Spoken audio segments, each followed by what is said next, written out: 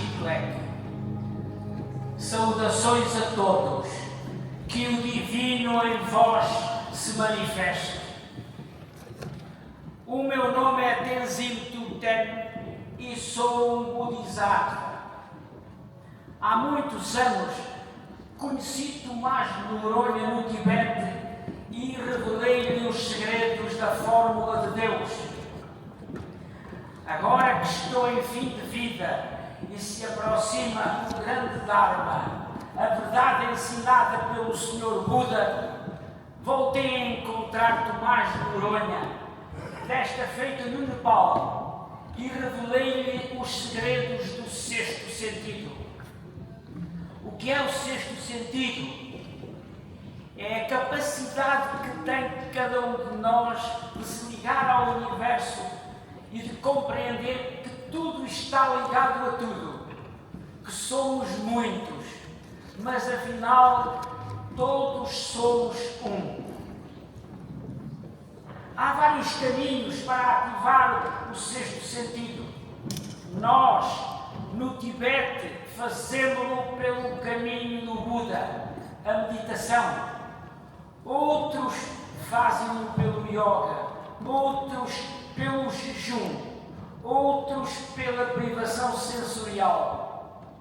O objetivo é sempre o mesmo: ultrapassar as barreiras do ego, cruzar os portões do inconsciente e revelar o que se esconde por trás das máscaras de Maya, a ilusão. Há agora um novo caminho para fazer essa revelação. O novo romance de José Rodrigues dos Santos mostra-nos como os grandes cientistas do Ocidente estão a despertar o sexto sentido. Para fazer isso, você precisa estar conectado.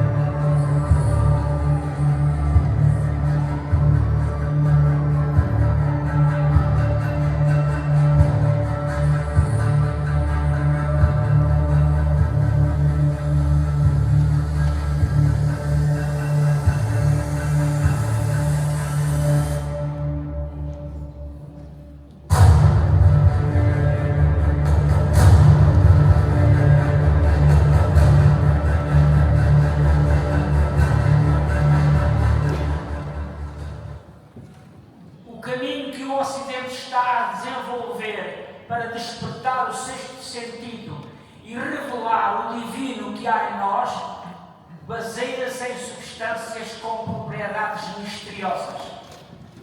Antigamente, essas substâncias tinham o nome de alucinogénicos, porque julgava-se que as suas visões eram meras alucinações. Porém, cientistas de todo o planeta, de Harvard ao Imperial College, de Johns Hopkins à Fundação Champalimau, mostraram-nos que essas substâncias têm propriedades terapêuticas poderosas, capazes de tratar ou curar a mente humana. Essas substâncias ativam o nosso cérebro e fazem com que nós nos conhecemos a nós mesmos e a ajudar-nos a resolver os nossos problemas psíquicos. Há ainda quem diga que essas substâncias podem nos revelar coisas mais profundas, como a essência do ser humano, o enigma da vida e os grandes mistérios do universo. Olha, até breve, gostei de vê-lo. Igualmente. Vamos a isto, Humberto. Ajuda-se, sentar.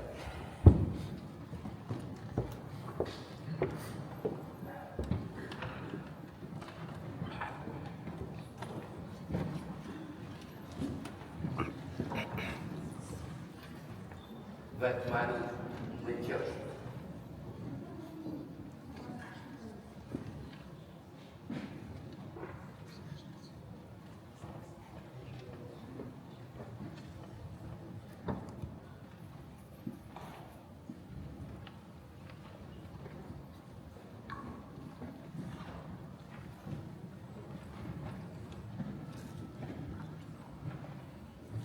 Pode pôr os sons escutadores. Vou deixá-lo um bocado ouvir música. Eu fico aqui consigo à espera que o anteógeno faça efeito. Doutor Silvestre, Sim? dá licença? Tomás Noronha, como lhe expliquei no telefone, precisava falar consigo. Sim, tenha vontade. Está em consulta, eu não quero atrapalhar. O anteógeno ainda demora um pouco a fazer o efeito. Depois, quando for a altura para sair, eu peço. E, no entretanto, diga. Bom, disseram que o doutor está a aplicar um tratamento muito eficiente para as depressões. Sim, o Departamento de Neuropsiquiatria do Centro de Champalimau está a usar enteógenos. Enteógenos. É uma palavra grega que significa... O divino dentro de nós. Exatamente. Mas o que é que o divino dentro de nós tem a ver com a terapia que o doutor está a aplicar? O divino é a terapia. Desculpe, mas não estou a perceber. Enteógenos antigamente eram conhecidos por psicadélicos. Psicadélicos. Mas está a falar de droga da pesada. O que é que entende por droga da pesada? Droga a sério, estupefacientes, substâncias altamente viciantes e tóxicas. O enteógeno é pouco viciante e tem pouca toxicidade. Aliás, o vinho é mais tóxico que o enteógeno. Eu tinha a ideia de que os psicadélicos eram alucinogénicos. E sabe? São? Sim. Mas está a falar de LSD. Por exemplo, O doutor está a afirmar que o LSD é uma substância pouco viciante e de baixa toxicidade. sim, está cientificamente provado. Não pode ser, doutor. Toda a gente sabe que o LSD é uma droga perigosíssima. Em medicina usamos o princípio de Paracelso. Todas as substâncias têm veneno e não há nenhuma que não o tenha. É só a dose que faz com que uma substância não seja venenosa. Mas não podemos comparar aspirinas a enteógenos. O enteógeno é realmente um medicamento muito poderoso e pode ser muito arriscado tomá-lo sem assistência médica. De qualquer forma, o problema não está no enteógeno, mas na experiência que ele provoca. Está a falar de viagens psicadélicas? Sim, as chamadas trips. Veja, quando os enteógenos são tomados, eles podem provocar uma sensação fantástica, imagens extraordinárias, transformadoras, místicas, mas também podem mostrar imagens horrorosas e, por vezes, darem a convicção de que as pessoas são absolutamente invulneráveis. Isso soa perigoso. Sim, é realmente aí que está o perigo. Então, mas por que razão usa enteógenos? Porque os enteógenos se revelaram um medicamento mais eficaz no tratamento das dependências. O LSD, uma droga proibida em todo o mundo desde a década de 70, não só é pouco viciante, como cura vícios. Que vícios? Os do álcool, por exemplo. Está a brincar. No Canadá foi feita uma experiência com 700 alcoólicos. Depois de uma toma de enteógeno, cerca de metade revelou que se viu a entrar em casa bêbado e a agredir a mulher e os filhos. Depois disso, perceberam que a solução do problema estava neles. E perceberam de uma forma emocional que é a forma mais eficaz de compreensão. E nenhuma terapia, nenhum medicamento tem uma taxa de sucesso tão alta. Está a falar a sério? Sim. Também, por exemplo, em relação ao tabaco. Um teste que foi feito em 15 pessoas viciadas no tabaco, depois de 3 sessões com enteógeno, 12 deixaram de fumar. Caramba! É como diz. Na década de 50 do século passado, na América, os psiquiatras acharam que o enteógeno era uma boa maneira de tratar os problemas de esquizofrenia. Nos anos 60, na década de 60, 70, começou-se a perceber que o enteógeno produzia excelentes resultados no tratamento das dependências, dos comportamentos obsessivos, nas depressões, nos autistas e bons resultados em dependentes de narcóticos, em psicopatas, em desvios sexuais, em neuróticos profundos. Mas se é assim, estamos diante de uma verdadeira panaceia. Parece. O que é facto é que depois começou a alargar-se o uso dos enteógenos pela sociedade, a juventude começou a tomá-los. E foi aí que a coisa começou a correr mal. Foi nessa altura que os enteógenos foram totalmente proibidos. Mas se essas substâncias são assim tão miraculosas, por que razão foram proibidas? É uma pergunta difícil de responder. Os jornais começaram a lançar notícias tenebrosas. A opinião pública começou a ficar assustada.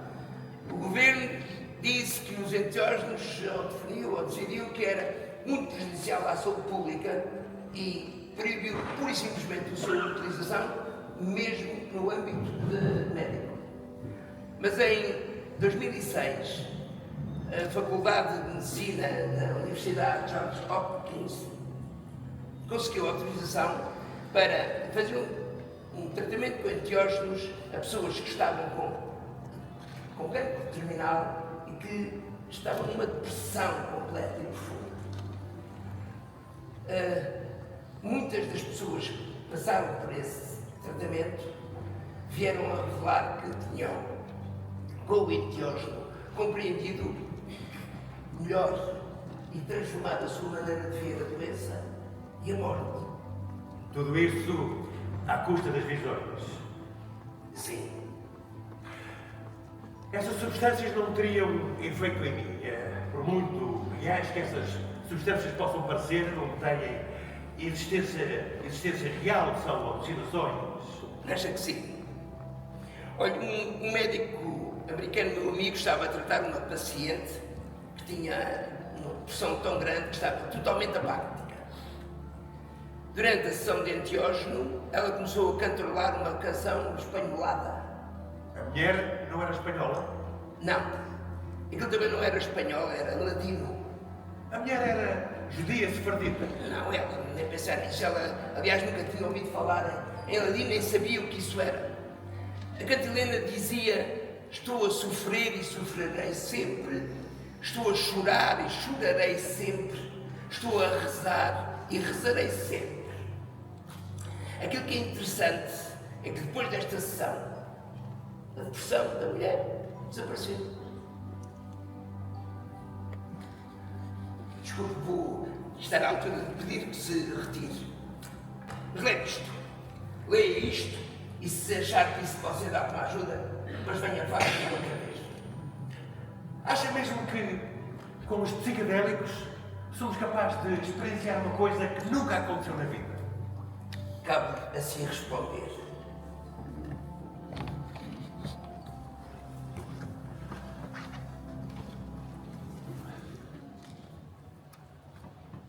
O que está a ver?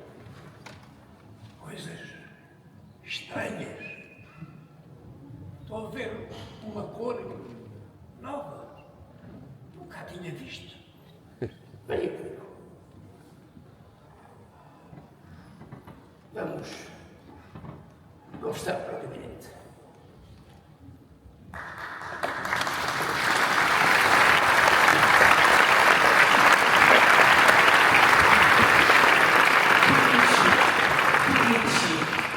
Esta é a forma como nós dizemos obrigado no Tibete.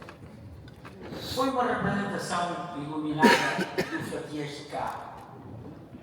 Que o Senhor Buda esteja convosco.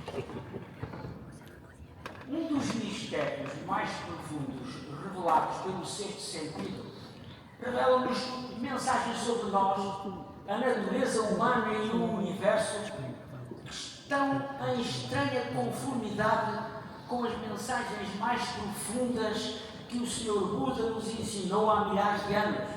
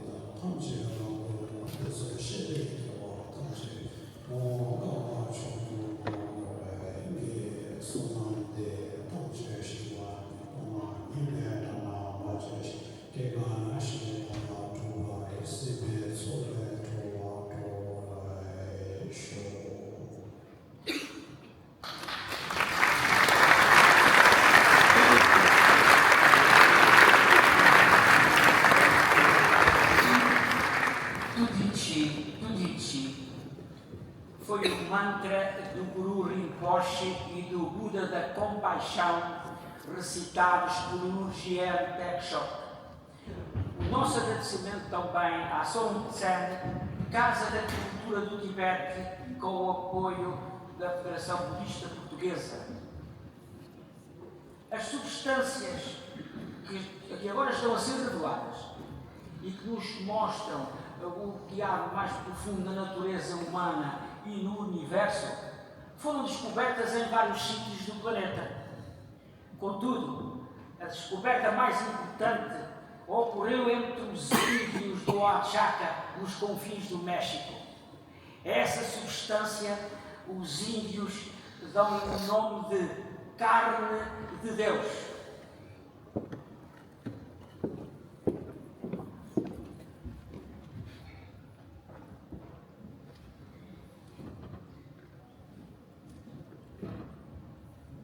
Buenas tardes. ¿Quién se la sepa? Me gustaría escucharlas cantar.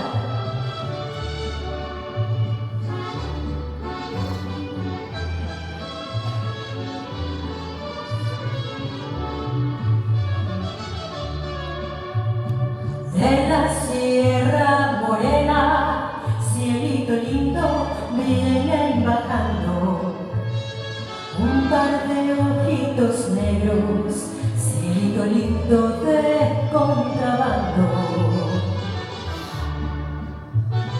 Ay, ay, ay, ay, canta y no llores, porque cantando se alegran, cielito lindo, los corazones. ¡Y arriba México!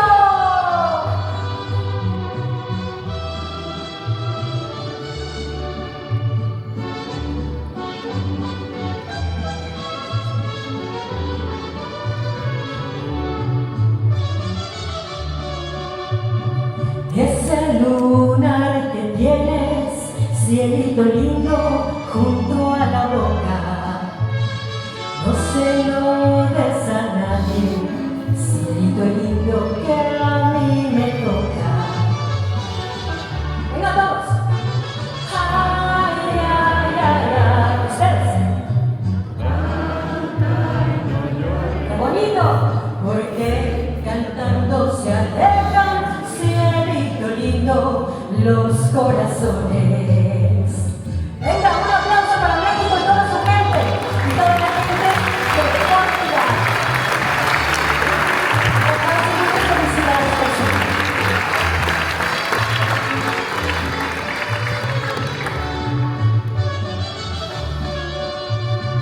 De domingo a domingo, cielito lindo, te vengo a ver. ¿Cuándo será domingo, cielito lindo, para volver? Ahora sí, muy fuerte todos. Ay, ay, ay, ay. Canta y no llores. ¿Por qué? Porque cantando se alegran, cielito lindo, los corazones.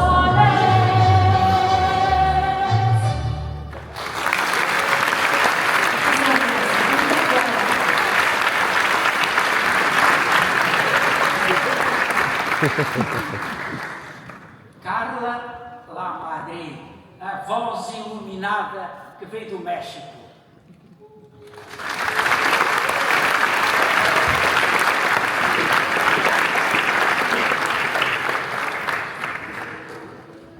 Um dos cientistas que testou a substância miraculosa que os índios do México chamam carne de Deus foi Albino Oliveira Maia, o diretor de neuropsiquiatria da Fundação Champalimau. E chegou agora a vez de ouvirmos um autor do livro Sexto Sentido, José Rodrigues dos Santos.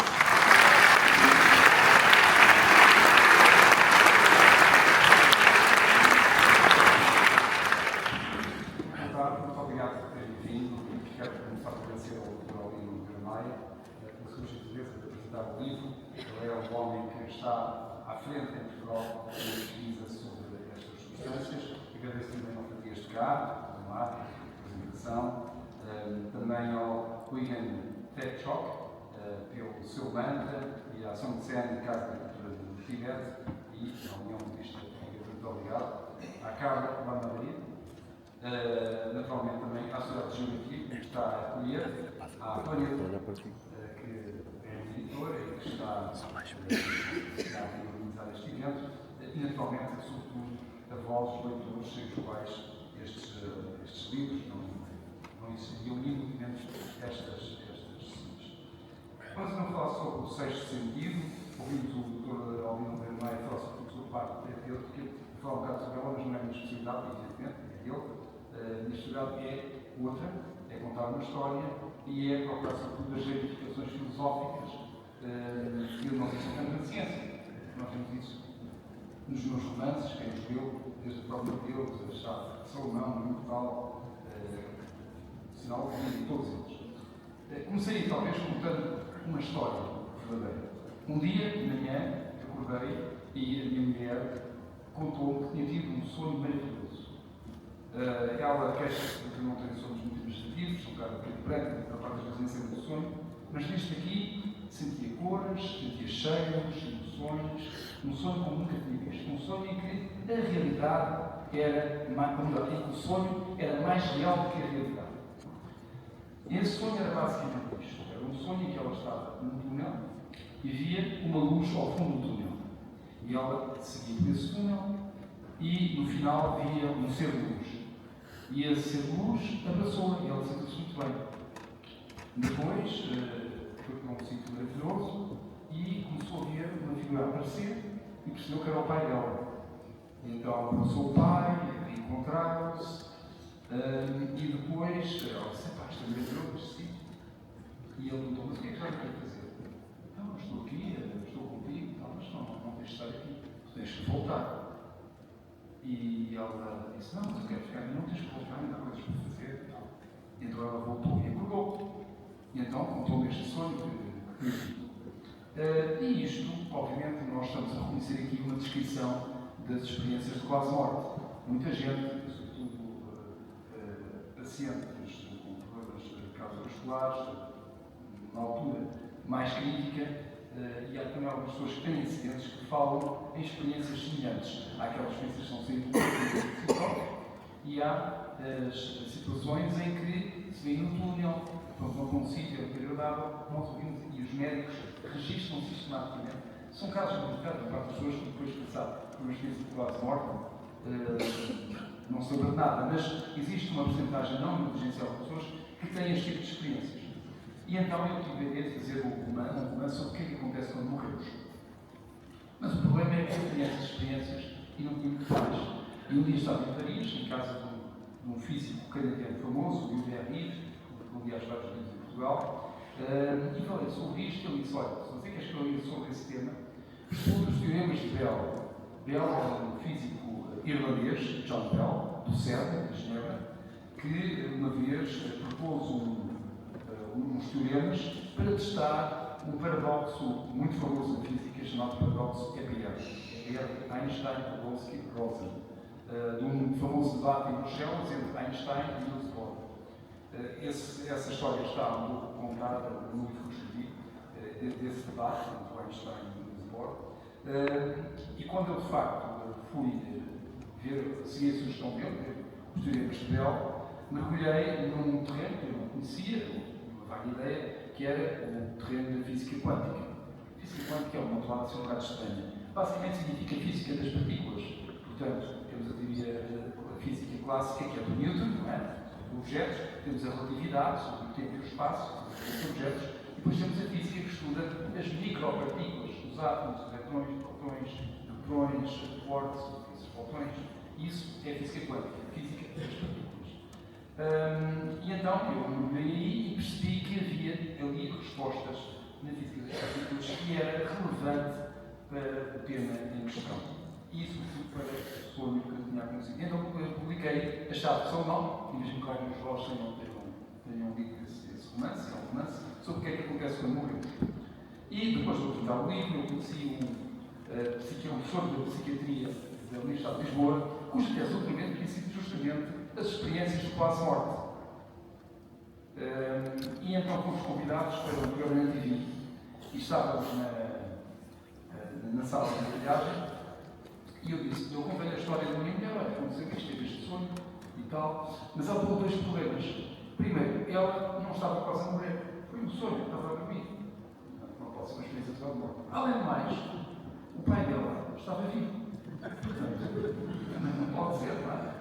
E ele disse, pois sabe, eu na faculdade, quando fiz a minha tese de doutoramento, eu fiz uma coisa que foi, fiz estas experiências com os meus alunos, voluntariados, e com tantos estes efeitos, destas experiências quase morte, por sugestão hipnótica. Portanto, através da hipnose, nos estados em que eles tiveram estas experiências. No túnel, muito bem, em que tudo é mais real que a realidade. E volta e meia, portanto, eles nos iam falar do encontro com o familiar que tinha morrido e que queria voltar. E volta e meia havia uns que falavam sobre um familiar que estava vivo. E então eu percebi que havia um padrão ao final do tempo. O padrão era, quando o familiar estava vivo, nesse tipo de sonhos, ele iria morrer em breve. E de facto, o pai morreu depois deste sonho. E portanto isto coloca uma questão muito estranha, que é, são premonições, mas o que é que são premonições? Premonições são essencialmente informações que vêm do futuro para o passado. Não é? São premonição. Normalmente temos informações do passado para o futuro. Nós sabemos o que aconteceu, quanto ao futuro apenas prevemos. Mas aqui estamos perante uma situação que nos sugere que nós estamos perante informações que vêm do futuro. Premonição, sabemos? De uma maneira estranha, simbólica. Estas observações, depois, nós vamos encontrar aqui um bocadinho a mesma coisa. Sabem que na física há uma coisa muito interessante que é, para conseguir o mesmo resultado na física das partículas, há vários caminhos diferentes. Por exemplo, há o caminho do Werner Heisenberg, que é através das matrizes, há o caminho do Erwin Schrödinger, que é através da função de onda, há o caminho do Richard Feynman, que é a integral de caminhos, portanto, e há outros ainda, do David Bohm e tudo isso, é um bocado como na matemática, eu posso chegar ao 6 dizendo 2 mais 2 mais 2, ou 3 mais 3, ou 2 vezes 3, não é? São vários caminhos para chegar ao mesmo resultado. Aqui é a mesma coisa. Ora bem, para estas experiências que nós temos, há estes sonhos, há o momento em que estamos perto da morte e temos esta experiência, pela hipnose também se pode chegar. E de certo modo, eu comecei a perceber, quando estive a ler sobre estas experiências, várias pessoas, que elas estavam a ter experiências que não eram exatamente iguais, mas tinham alguns pontos em comum, em particular. Por exemplo, a sensação de bem-estar, a sensação de que o que estavam a ver era mais real do que a realidade. Nós temos ali na representação teatral uma frase, para mim, sempre me achei muito interessante, porque é uma frase que muitos pacientes, são alguns pacientes, que usam este tipo de substâncias falam, pelo menos nas experiências que eu li, que é a ideia de que viram cores que nunca tinham visto na vida. Esta observação é interessante, foi aliás assim que também o Bessa, que é o fecho dos capítulos do romance. É interessante porque nós estamos sempre a partir do princípio que estamos a falar de alucinações. Alucinações, nós estamos a reconstituir coisas da nossa vida. Mas como é que nós reconstituímos uma cor que nunca vimos? Então já não estamos a falar apenas da memória, estamos a falar de algo mais. Esta observação que alguns deles fazem, vi cores que nunca tinha visto, é algo que não pode remeter para a memória, porque a memória, não sei que seja uma memória consciente, mas ver cores que nunca se viu, é uma observação um pouco estranha. E isso fez-me sempre um pouco pensar se não estaríamos perante algo de mais, para além da terapia, que é interessante e importante, estaríamos aqui perante algo de mais relevante. Porque nessas experiências, nestas viagens, nestas trips que se têm quando se utilizam estas substâncias, nós temos momentos em que morremos, ou que dizem, que eu nunca estive, portanto, não sei, mas dos relatos que estive a ver, a pessoa, por exemplo, vai encontrar alguém e alguém pega uma faca e mata. Okay? E, portanto, a pessoa morre. E depois começa a ver o que é que acontece quando morre. E, portanto, tem visões sobre a morte, tem visões sobre o sentido da vida e tem visões sobre o universo em geral.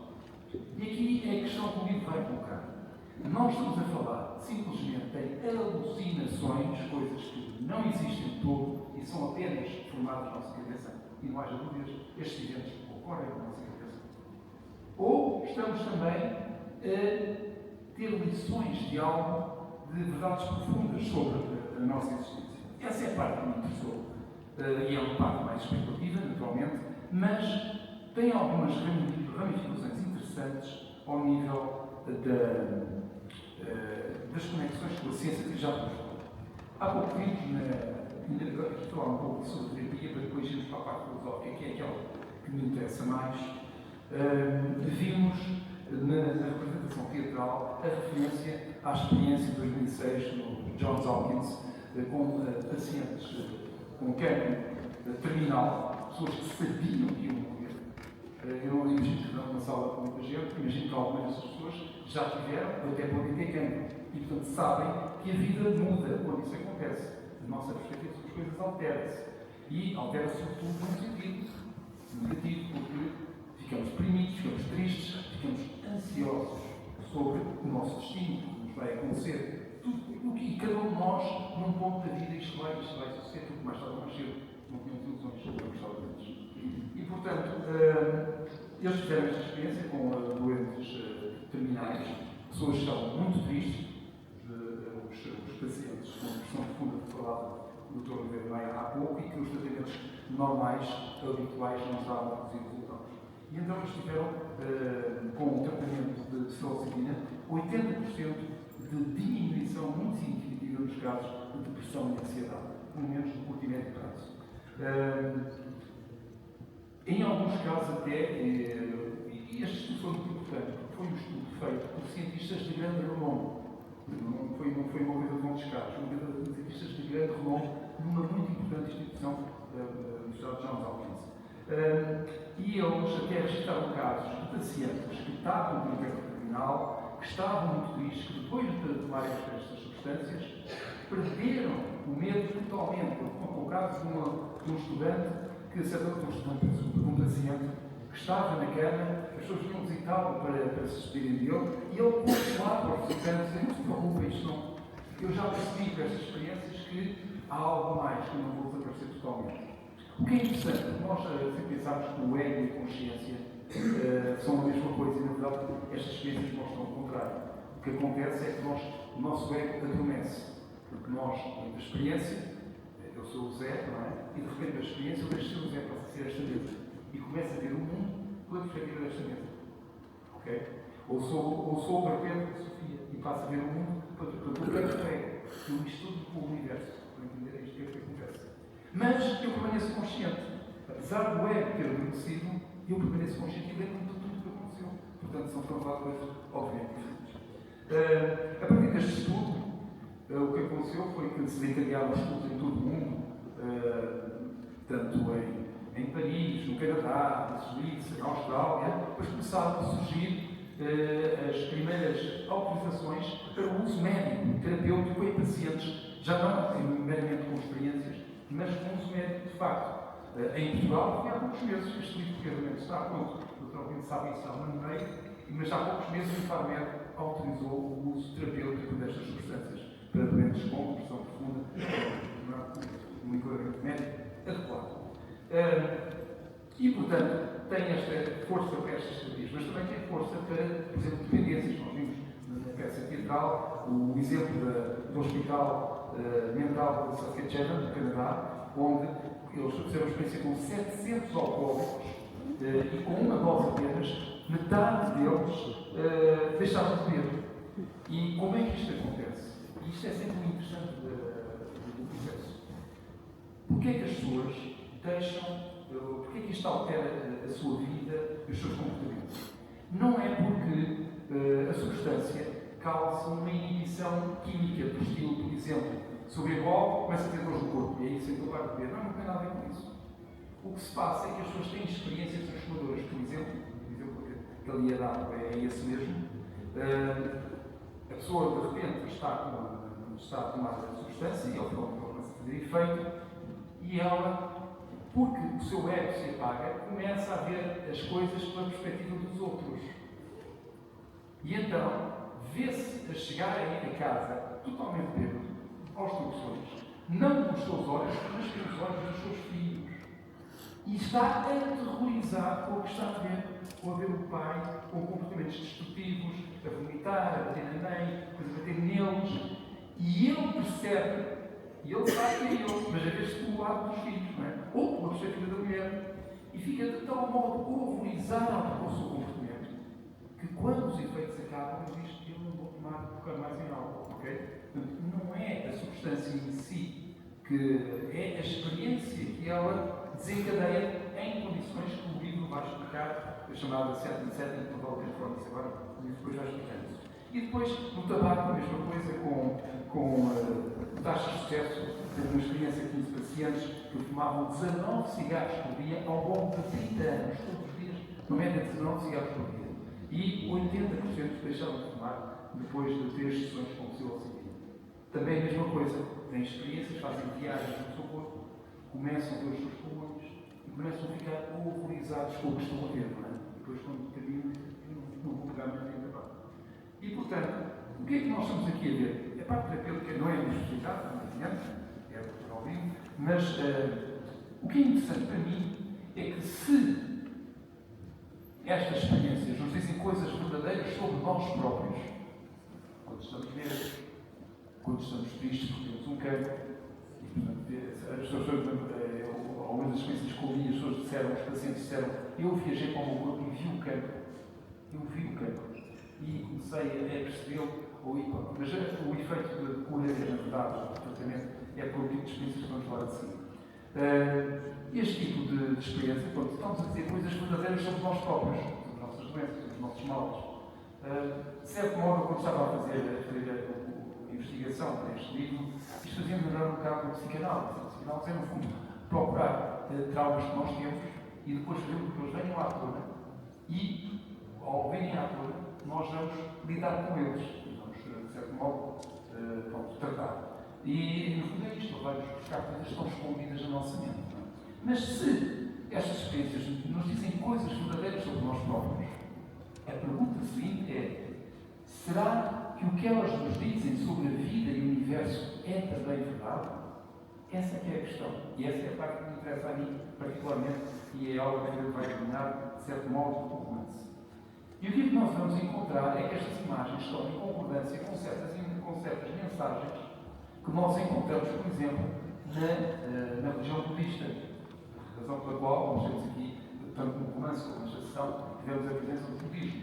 E já vou falar, não vou falar muito sobre isso, vou dar um toque sobre isso, mas mais interessante para mim é como estas visões estão a mensagem que elas nos dão sobre a vida e o universo estão em concordância com descobertas da física das partículas. E essa é a parte que é mais interessante para mim, que é como é que, num outro ramo totalmente diferente, nós encontramos mensagens iguais. E aqui, para falar sobre a física das partículas e física quântica, vamos centrar-nos numa experiência que chama-se a experiência da dupla fêmea. É uma experiência que foi concebida no final do século XIX por um físico britânico, Thomas Young. É feita com fotões ou com eletrões, protões, átomos, pode-se fazer também com moléculas, em qualquer universidade. Aqui na Universidade da Faculdade de Física da Universidade de Lisboa, faz-se isso, faz-se em Coimbra, em qualquer parte do mundo, não é uma experiência muito difícil de fazer. O que é difícil às vezes é compreendê-la. Eu expliquei esta experiência no meu romance, A Chave de Salvador. Mas eu trouxe aqui um vídeo, que é uma animação, em que ela explica a experiência do dupla fêmea. Quem compreender esta experiência, compreende todos os mistérios da física das partículas. E então, sugiro que são 2 minutos para vermos então este vídeo. Peço desculpa, tenho que estar com o início, isto não está no início.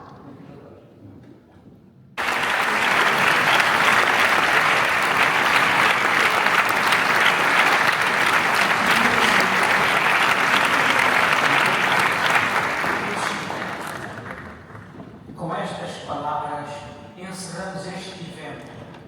Que o Senhor Buda vos ilumine. Não se esqueçam de acender o 6º sentido de revelar o divino que há em vós. E agora, perfilem pacientemente nesta mesa que o autor irá conversar convosco.